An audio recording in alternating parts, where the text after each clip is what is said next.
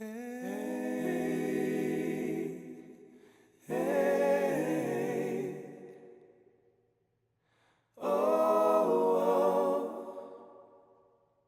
name is Niv Acosta, and my mother's name is Yesenia Amantina Acosta. My grandmother's name is Oneida Ana Acosta, and my great-grandmother's name is Francisca Acosta. She taught me how to fight. My mom was like, take the Vaseline, put it on your face, take off the earrings, tie up the hair, grab hair, and punch. Like, literally taught me to be this person who was not afraid of physical interaction, which obviously comes out of a narrative of my mother's, which is growing up having to defend for herself physically in this way. And I really appreciate that. Obviously, I'm not out here beating people, right? But I am, right? I'm not physically, I am literally fighting every day, and I feel like I really learned how to fight. I witnessed my mother deal with having to fight, obviously in some ugly ways, but also in some really graceful ways, right? She mastered the hell out of being a fighter, having to fight for her place in the world, having to fight for being heard, having to fight for being loved. And I learned that from her. I feel like that is the main lesson that I hope to pass on to my children as well. We grew up together, right? Like, so much of my presence in her life was also as sort of what they call like an emotional partner, right? I became an emotional support for her, and so there was also, therein lied the place where I began my mothering. I was of her mother in a lot of ways. And she was my sister, you know, or my best friend, and that was, and did not recognize her ever as sort of like an authority figure for that reason. That's like a magical and sometimes tricky thing to navigate, to be, you know, mothering your parent your whole life, and then simultaneously there has been a recent, like, her being like, I want to mother you now. I have the spoons, essentially. I know what to do.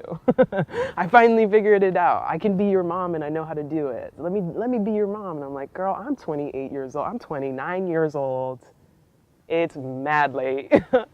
My mom had a virgin birth. She was a virgin. And she told me she did not have intercourse with my father. He just came on her bush. And I made my way up into her, I guess. And that's how she got pregnant. So she was pregnant when she was 15. So it was a very traumatizing birth for her because of not only being a virgin, but she also was really small.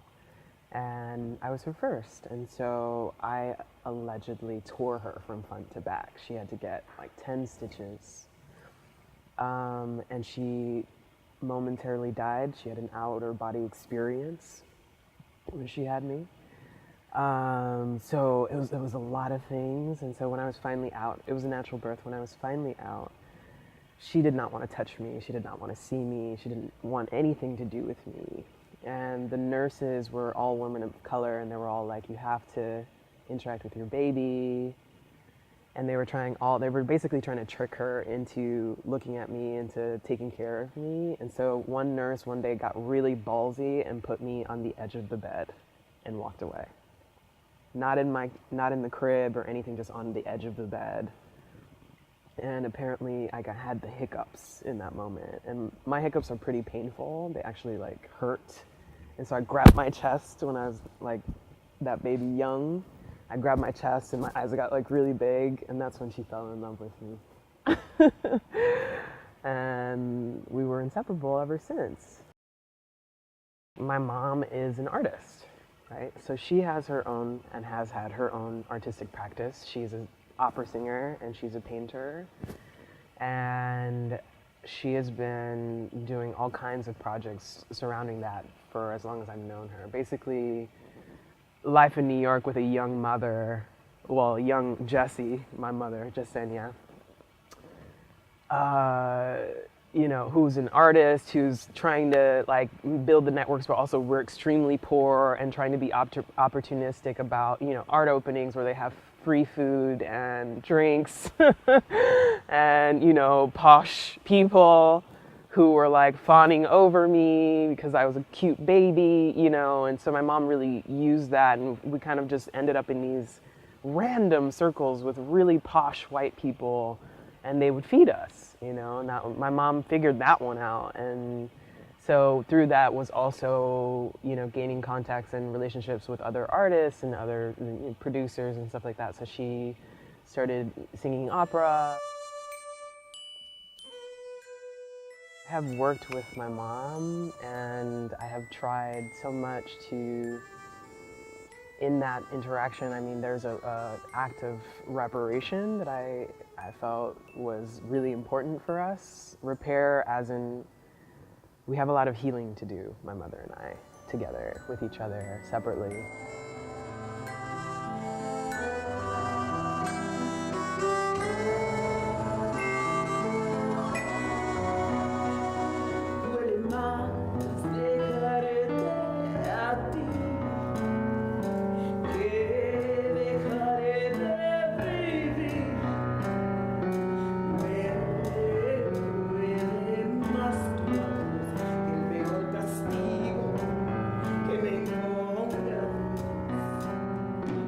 She is ham for the cam. Like, she really is so into being in the spotlight and being seen and funny and, you know, just commanding attention, commanding laughs, commanding applause. Like, she is that person. She is so entertaining. And of course, that doesn't go without its complications, right? Like, it is a cathartic experience to work with my mother, because we are kind of the same person in so many ways, right? Like, I've inherited so much of her, and it is wild because obviously she also, as a Latinx mother, feels an ownership over this, right? She's like, that's mine, this art career you have is mine, you know, and that's an intense one to navigate, clearly, because I am my own person and I would like to be regarded as such. And I also want to give her props. I want to be like, yes, you are my mother, and I love you, and this is you, but also this is me, and so deeply me, without you too. And, you know, because of all the trauma and all the dissonance and distortion between us. So much of how I started working with her was through the Denzel series, which is an earlier series of work that I have. And you know, her presence in my work then was to contextualize my person, to be like, this is also me. This person is why I'm this way. We also look exactly alike.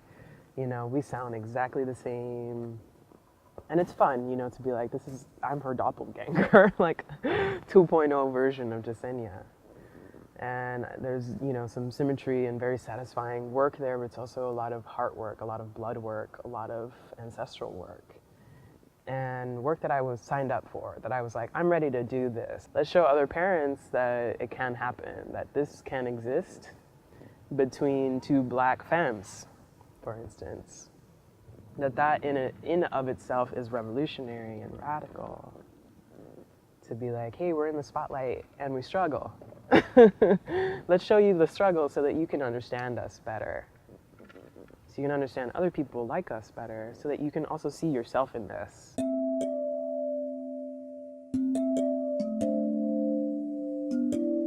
I think that there's so much distortion and dissonance as there are amongst Black femmes generally, but there's a particular flavor to the Caribbean Black mother. And I guess Dominican in particular, because there is so much distortion in terms of race in Dominican Republic, right? This distortion along racial lines spans globally, but in the Caribbean, especially in what I know of Dominican Republic, there is a lot of denial of Blackness, right? There's a denial of Afro-diaspora. We are Dominican, we're not Black. Come home to you know, my family denying our Blackness and being projected, like Blackness being projected onto me, and specifically African American experience being projected onto me in the world outside. So code switching constantly on many levels, with white people, with Dominican people, with African American people. And that was something that I had to hold, and also, and really recently realizing all of that code switching and how much distortion was at play. But also conversely, so much of that experience has really diversified how I hold my Blackness as well, right? It is more than just Black. It's not one-dimensional. It has so many, I'm trans, I'm queer, but I'm also an artist, I'm also an activist, I'm also all of these things. And I feel like it affords me dimension to have all of these aspects to my personality that are, I feel like, you know, the move towards centering African American identity or Black American identity is really, really creates a monolith, right? And homogenizes. I came out as Black when I was like 21. I was like, I'm Black. I'm Black. And it was sadly through a relationship I had with a white person, a white trans person who was like, you're Black. And I was like, huh? Excuse me?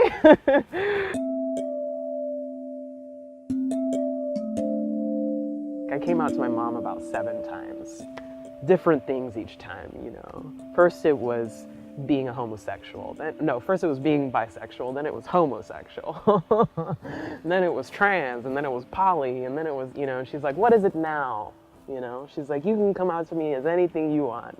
What is Niv today, you know? And I really appreciate that. It's not also that dreamy, but we have our moments.